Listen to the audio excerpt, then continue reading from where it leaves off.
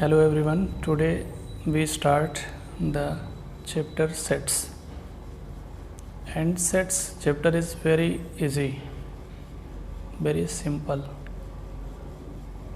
और ये chapters class 6 7th 8th से ही स्टार्ट हो जाता है मैथमेटिक्स में।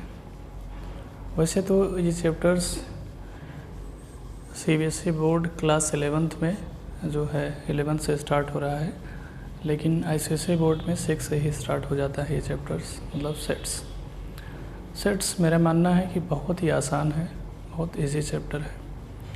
इसको स्टार्ट करने से पहले मैं आपसे कुछ क्वेश्चन पूछता हूँ कि क्या आपने बचपन में खिलौनों का कलेक्शन आपने नहीं किया था? किया था।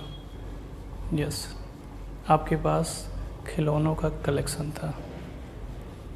क्या आपके पास बुक्स का कलेक्शन नहीं है? है, यस, मेरे पास बुक्स का कलेक्शन है। क्या आपके पास जो है कॉपीज़ का कलेक्शन नहीं है? यस, बहुत सी कॉपियाँ मेरे पास है और डिफरेंट प्राइसेस के कॉपियाँ हैं, अच्छी कॉपियाँ हैं, अच्छे बुक्स हैं, स्टोरी बुक्स है, मैथमेटिक्स बुक्स है, इन सब का मेरे पास कलेक्शन है। यानी बुक्स का कलेक्शन, खिलौनों का कलेक्शन। तो ये जो कलेक्शन वर्ड्स है, इस कलेक्शन वर्ड से हम परिचित हैं। हम सब जो है बहुत पहले से ही जानते हैं कि ये इस चीज़ का कलेक्शन है, ये इस चीज़ का कलेक्शन है। आप लोग जो सब ज़्यादा इंटरेस्टेड होते हैं क्रिकेट मैच में, एक टीम का जो है प्लेयर्स का कलेक्शन हो सकता है। तो सेट्स को समझने के लिए मैंने कुछ एग्जांपल्स लिखे हैं। यानी सिंपल अगर मैं कहूँ कि जो सेट्स होता है वो कलेक्शन होता है, लेकिन एक चीज़ ध्यान रखना कि सभी कलेक्शन सेट्स नहीं होते हैं। कुछ ही कलेक्शन ऐसे होते हैं जो सेट्स बनाते हैं, यानी सेट्स बनते हैं। तो उसमें क्या क्या खास बात होना चाहिए जिसे सेट होने के लिए, तो मैंने ये 5 पॉइंट्स मैंने लिखा है। इन 5 पॉइंट्स से हमको बिल्कुल क्लियर समझ में आएगा कि सेट्स का क्या कॉन्सेप्ट है। पॉइंट नंबर फर्स्ट लिखा है कि the collection of all even integers. Yes, we know that, all of you know, आप सब जानते हैं कि इवन नंबर्स का कलेक्शन क्या होगा। जैसे अगर मैं आपसे पूछूं तो आप तुरंत बताएंगे 2 4 6 8 10 and so on.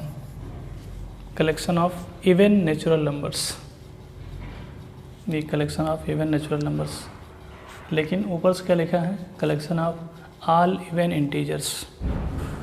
Collection of all even integers means plus minus plus minus plus minus plus minus plus minus. Even numbers वो कौन से नंबर्स हैं जो 2 से डिविजिबल हो? तो -4 भी 2 से डिविजिबल है, 4 भी 2 से डिविजिबल हो जाता है। तो इसलिए +-2 +-4 +-6 +-8, these are all even integers. This collection is a set. ये कलेक्शन एक सेट है, यानी जो ये कलेक्शन है, ये कलेक्शन एक सेट है। जैसा कि मैंने आपसे पहले ही बताया कि कलेक्शन ही सेट होता है, यानी collection of objects form a set. जो कलेक्शन ऑफ ऑब्जेक्ट्स होते हैं वही सेट होते हैं, लेकिन सभी कलेक्शन सेट नहीं हो सकते हैं। उसके लिए कुछ खास चीज़ें होनी चाहिए। क्या खास चीज़ें?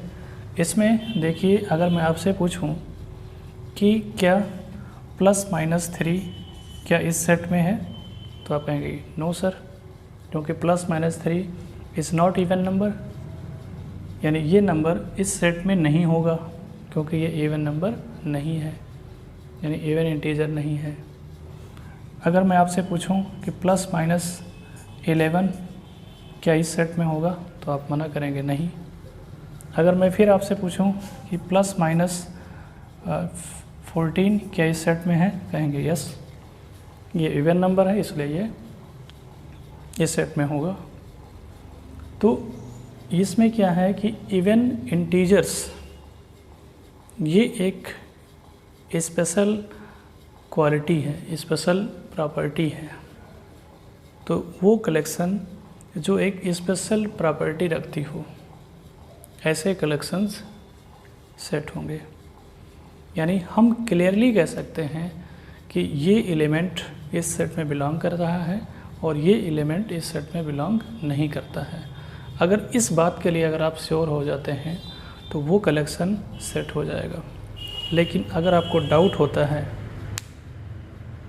कि क्या ये एलिमेंट क्या इस सेट में बिलोंग कर रहा है कि नहीं, अगर आप थोड़ी देर के लिए सोचते हैं तो आप इसका मतलब कि वो कलेक्शन सेट नहीं है। तो ये आपको समझ में आ गया होगा कि ये कलेक्शन जो है एक सेट है, क्योंकि ये बिल्कुल क्लियर कट समझ में आता है कि ये यानी अगर कोई एलिमेंट्स मैंने ये लिखा है +-3 तो ये इसमें बिलोंग नहीं करेगा, क्योंकि ये इवन इंटीजर्स नहीं है। ठीक है, बात क्लियर होगा। नेक्स्ट एग्जांपल है the collection of all questions in this chapter. Set में जितने भी क्वेश्चंस हैं उन सब का कलेक्शन,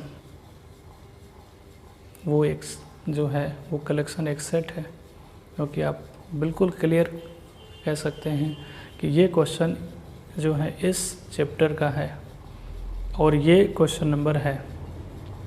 और अगर मैं कोई और क्वेश्चन आपसे पूछूं कि ये क्वेश्चन क्या इस सेट में है, मतलब क्या इस चैप्टर का है, तो आप कहेंगे नो या एस, यानी आपका आंसर एस या नो में होगा।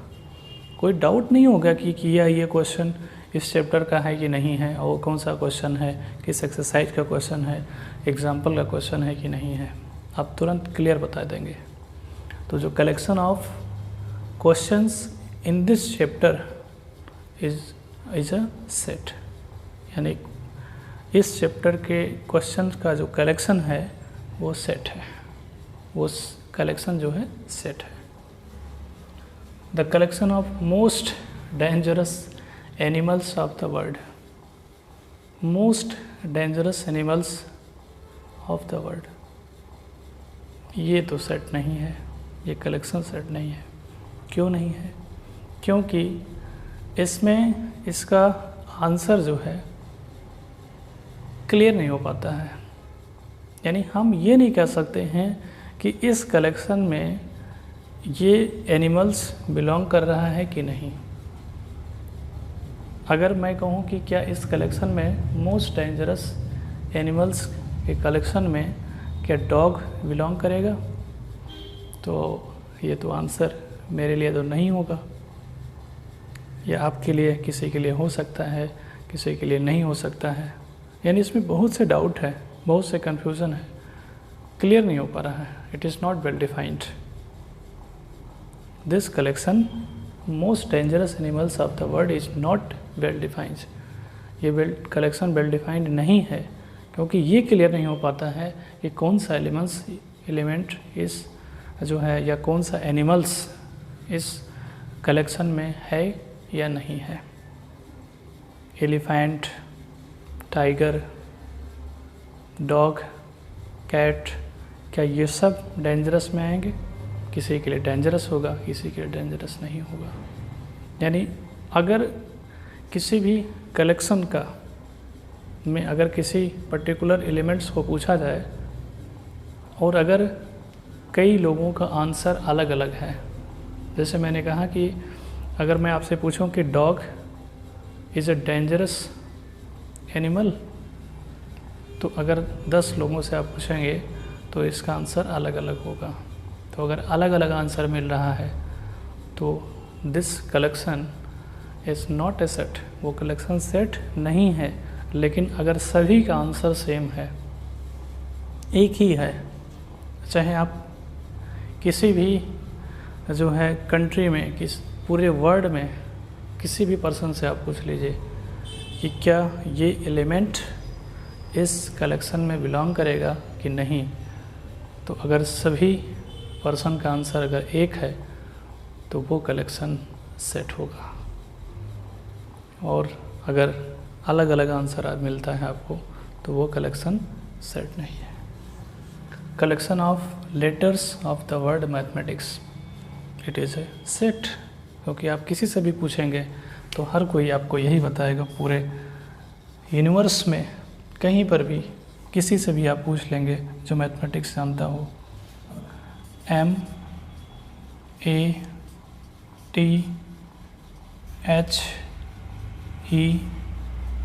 मैं लिख चुका हूँ, A भी लिख चुका हूँ, T भी लिख चुका हूँ, ICS,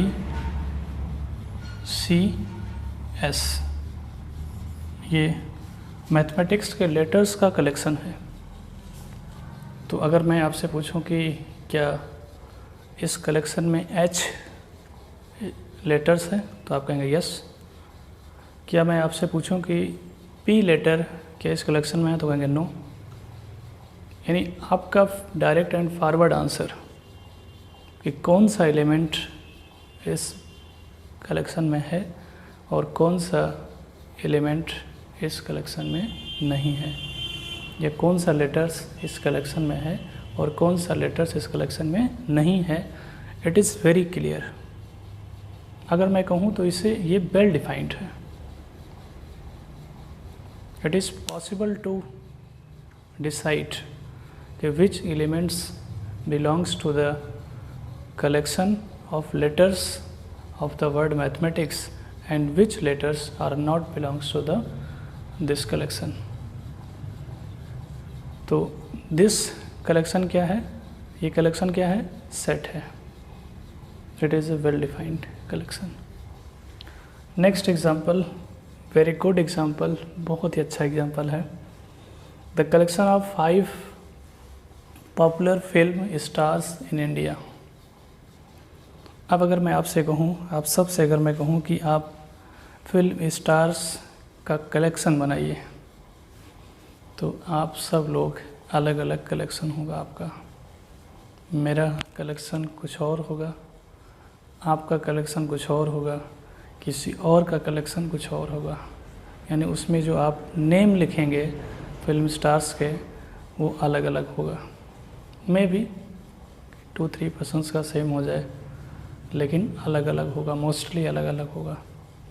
तो जब आपको ऐसे आंसर मिले, डिफरेंट आंसर मिले, यानी यूनिक आंसर ना मिले, एक आंसर ना मिले, तो आप उस केस में तुरंत कहना कि this collection is not a set, ये कलेक्शन सेट नहीं है।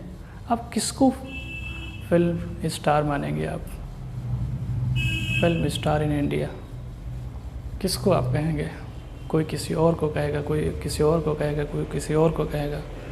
अगर मैं आपसे कहूँ कलेक्शन बनाने के लिए, तो आप सबका अलग अलग होगा, मेरा भी आपसे अलग होगा, कोई ज़रूरी नहीं कि मैच करे।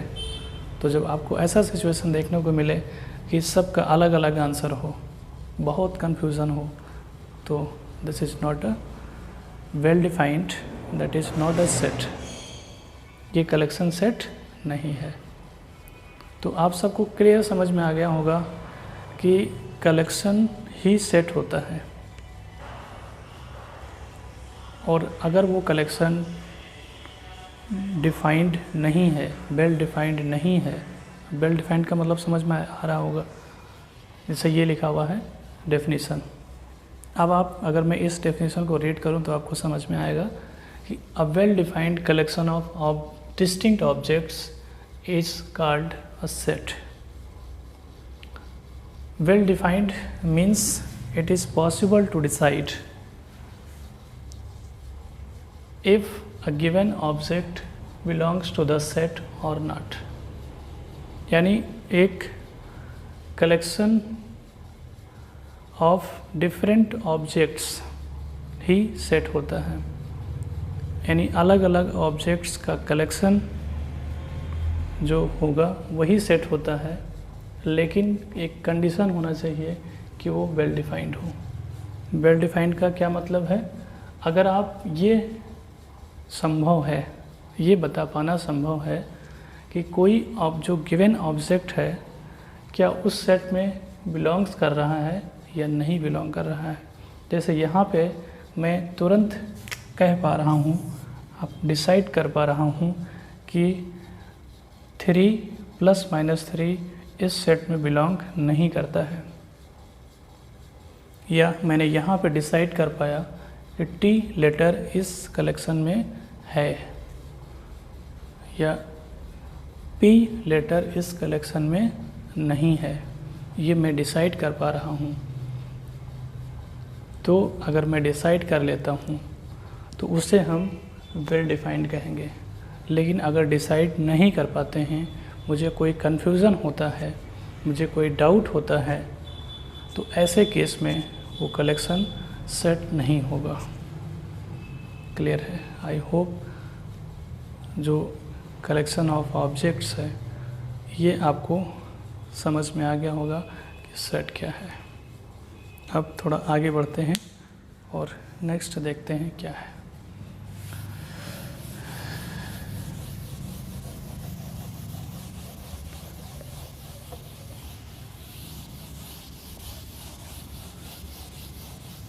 अब एक क्वेश्चन आपके सामने ये है कि कलेक्शन को किससे डिनोट करते हैं।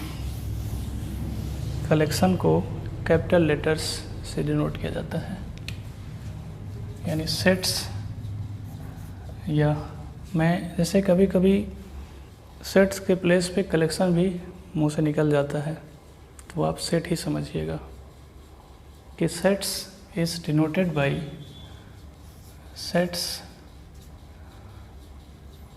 is denoted by capital letters,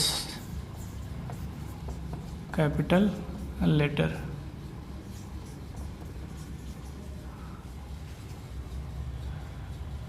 like capital A, capital B, capital X, capital Y etcetera. तो सर एलिमेंट्स को किस लेटर से लिखेंगे?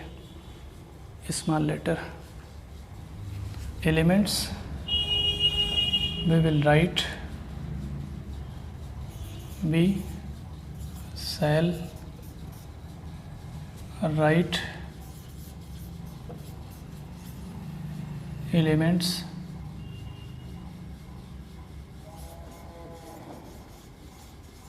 we shall write elements by small letters.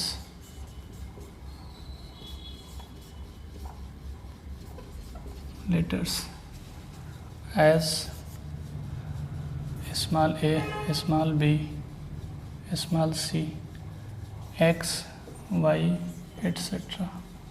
यानी सेट्स को कैपिटल लेटर से लिखा जाता है और एलिमेंट्स को स्मॉल लेटर से लिखा जाता है जनरली।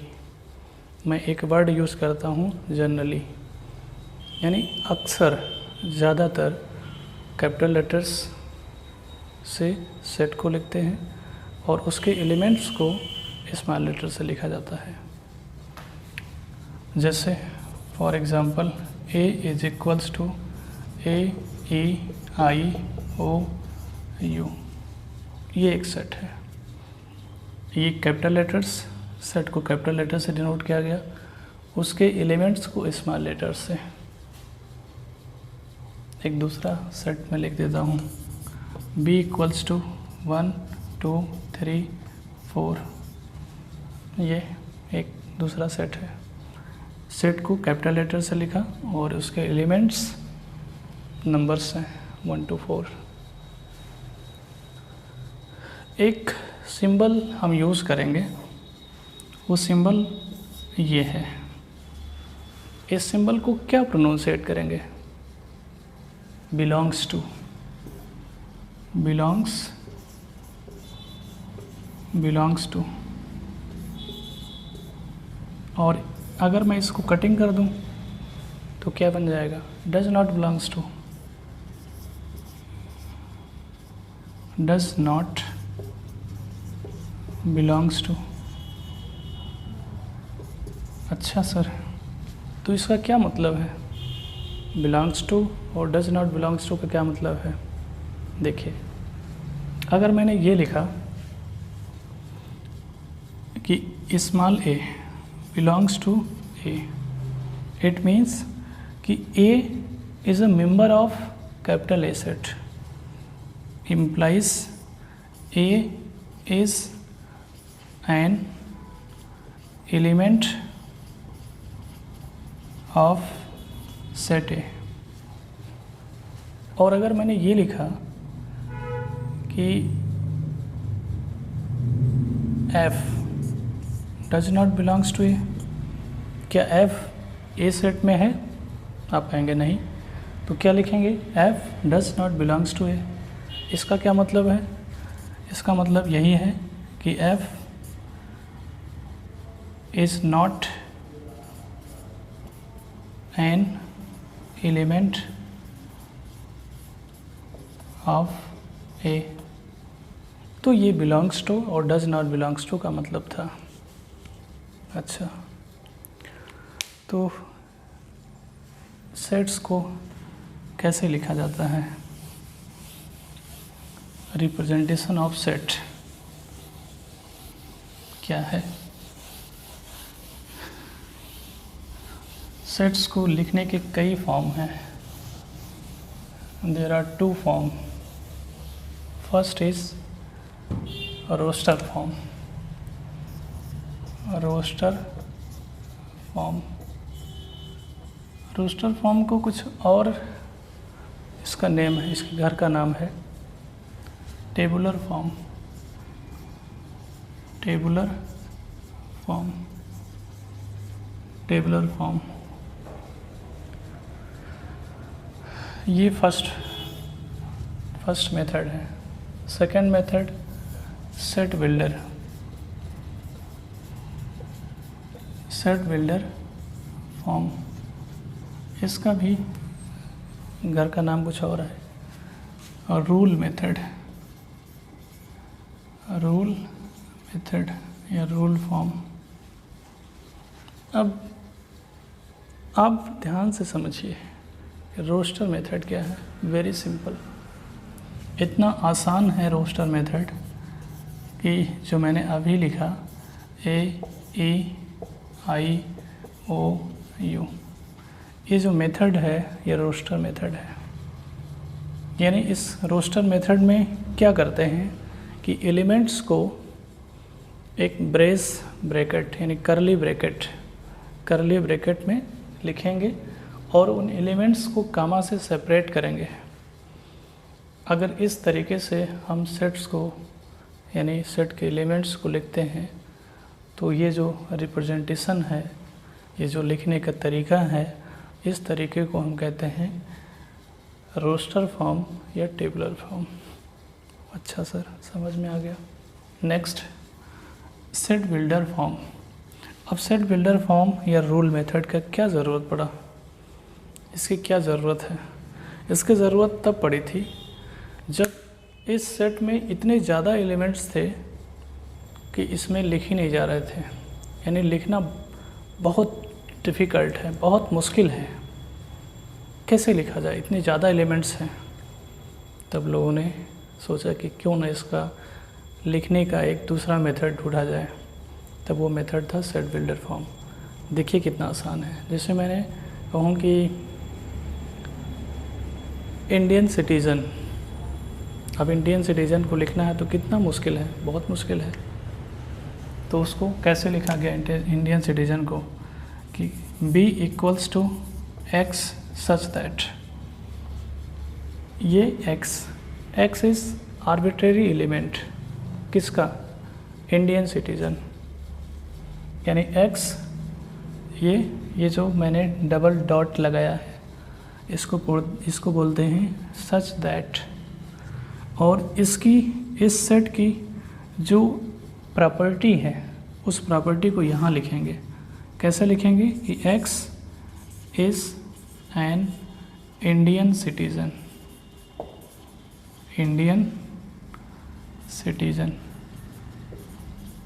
इंडियन सिटीज़न, बस हो गया। कितना आसान है ये, कितना आसान। एक और एग्जांपल देखिए।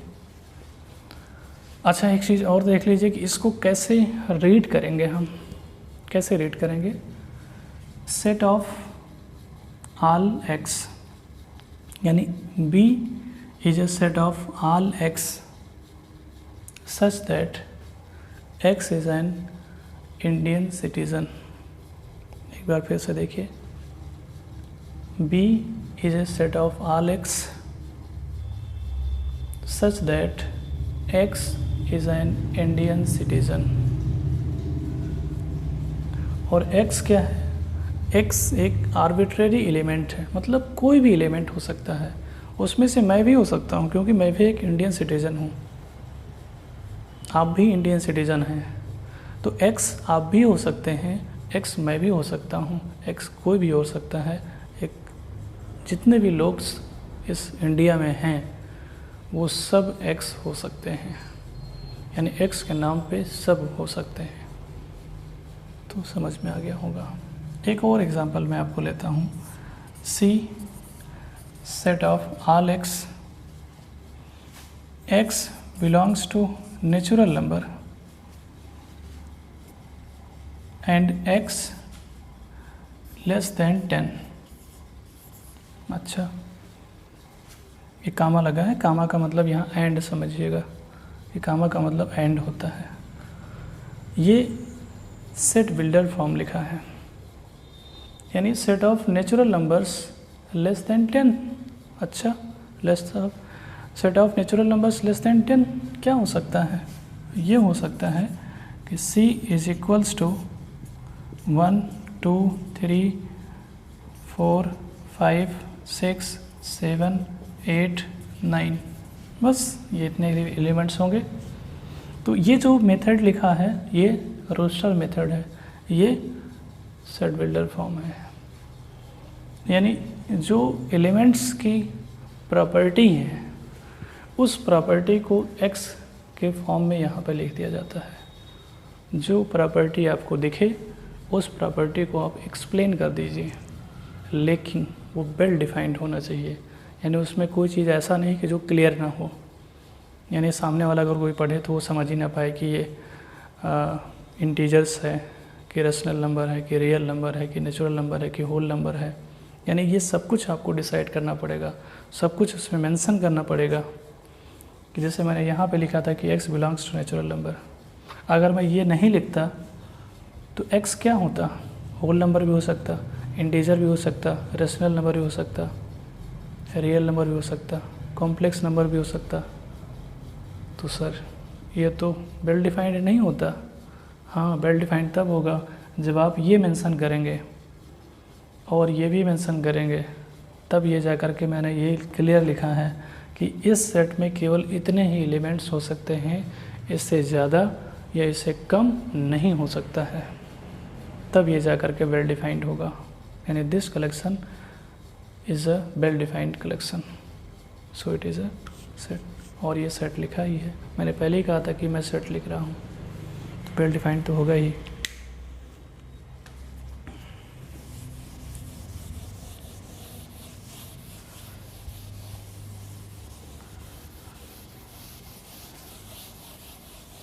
आपसे कुछ क्वेश्चन पूछ लेते हैं और आप लोग अपने आप को जज कर लीजिए कि क्या मैं कुछ समझ पाया कि नहीं। Question number 1, a equals to 1 2 3 4 5 6, fill the appropriate symbol, belongs to या does not belongs to। First 5 dot dot a, second 7 dot dot a, third 4 dot dot a, fourth 1 dot dot a। तो आप बताइए कि यहाँ पे क्या fill करें, ये फिल करें, ये फिल करें। क्या 5 a का एलिमेंट है यस 5 एक एलिमेंट है, तो अगर एलिमेंट है तो ये वाला सिंबल फिल करो। क्या 7 इस सेट में बिलोंग कर रहा है? क्या 7 नंबर क्या यहाँ पे है? नहीं है, तो नहीं है, तो फिर ये वाला सिंबल। क्या 4 यहाँ पे है? यस, तो है, तो ये वाला सिंबल। क्या 1 यहाँ पे है? यस है, तो ये बिलोंग्स टू। ओके, तो ये आप समझ गए होंगे। हाँ, सेट बिल्डर फॉर्म और रोस्टर फॉर्म के कुछ क्वेश्चन आप रिवाइज कर लीजिएगा। ओके, तो नेक्स्ट जो और भी टॉपिक्स हैं उसको नेक्स्ट वीडियो में हम कवर करेंगे। Okay, thank you so much.